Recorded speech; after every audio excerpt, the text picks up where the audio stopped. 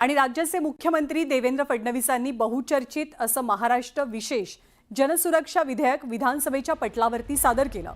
महाराष्ट्र विशेष जनसुरक्षा विधेयकाचा कोणताही दुरुपयोग होणार नाही अशी ग्वाही मुख्यमंत्र्यांनी सभागृहात दिली। दरम्यान जनसुरक्षा विधेयक बहुमताने मंजूर करण्यात आलं।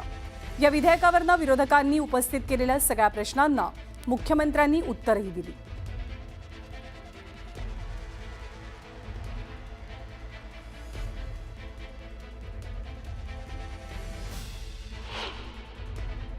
हा संपूर्ण कायदा जर देशाला लागू आहे आणि संपूर्ण देशातल्या सगळ्या राज्यांनी करावा अशा पद्धतीचा केंद्र सरकारचा मुख्यमंत्री महोदय जर आग्रह असेल तर मग भारतीय जनता पार्टीची जिथे सरकार आहे तिथे हा कायदा का होऊ शकला नाही हे जर सांगितलं तर अधिक चांगलं होईल।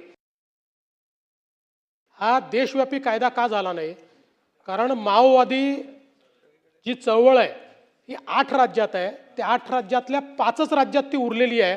त्यातल्या 4 राज्यांनी कायदा केलेला आहे, एक आपण उरलेलो आहोत। तर राज्याचे मुख्यमंत्री देवेंद्र फडणवीसांनी त्यांच्या भाषणादरम्यान मार्क्सवाद, लेनिनवाद आणि माओवाद यांचा उल्लेख केला होता आणि यावरनं जितेंद्र आव्हाडांनी काहीशी शंका उपस्थित केली। आपण भाषणाच्या ओघात मार्क्सिझम आणि लेनिनिझमवर बोललात। मला वाटतं की माओइझम, मार्क्सिझम आणि लेनिनिझम हे 3 वेगवेगळे विषय आहेत। आपण जेव्हा माओवर बोलतो तेव्हा मार्क्स आणि लेनिनचा कम्युनिझम हा कंप्लीट वेगळा आहे त्यांच्यापेक्षा। तर तुमच्या रेकॉर्ड जे आहे ते चुकीचं जाईल। मार्क्स आणि लेनिन हा एक्स्ट्रीमिझमवर जात नाही। मार्क्सिझम मानणारे जगामध्ये अनेक जण आहेत, लेनिनना मानणारे अनेक जण आहेत आणि माओचं कंप्लीट कम्युनिझम वेगळं आहे। तेव्हा आपले जे भाषणात आलेलं आहे ते रेकॉर्ड चुकीचं जाईल, कारण का इतिहासामध्ये हा कायदा तपासला जाणार आहे।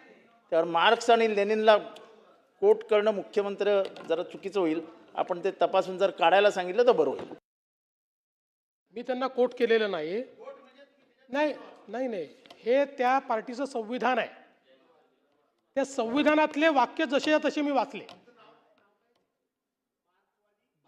भारत की कम्युनिस्ट पार्टी माओवादी त्याच्यामध्ये हे त्यांनी जे म्हटलेलं आहे मार्क्सवाद, लेनिनवाद, माओवाद असं त्यांनी वापरलंय। हे मी नाही वापरलेलं। हे मी कोणालाच कोट केलं नाही, मी फक्त वाचून दाखवलं। त्यामुळे मी काही मार्क्सवादाच्या विरोधात बोलत नाहीये।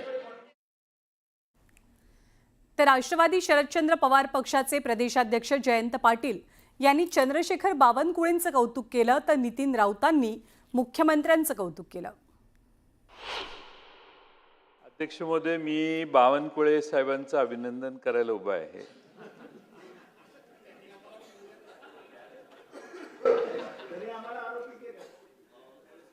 त्यांना मी सुचवलं जितेंद्र आव्हाडांनाही बोलवू, हे जितेंद्र आव्हाडांना बोलवा, नाना पटोलेंना बोलवा, असे आम्ही सगळे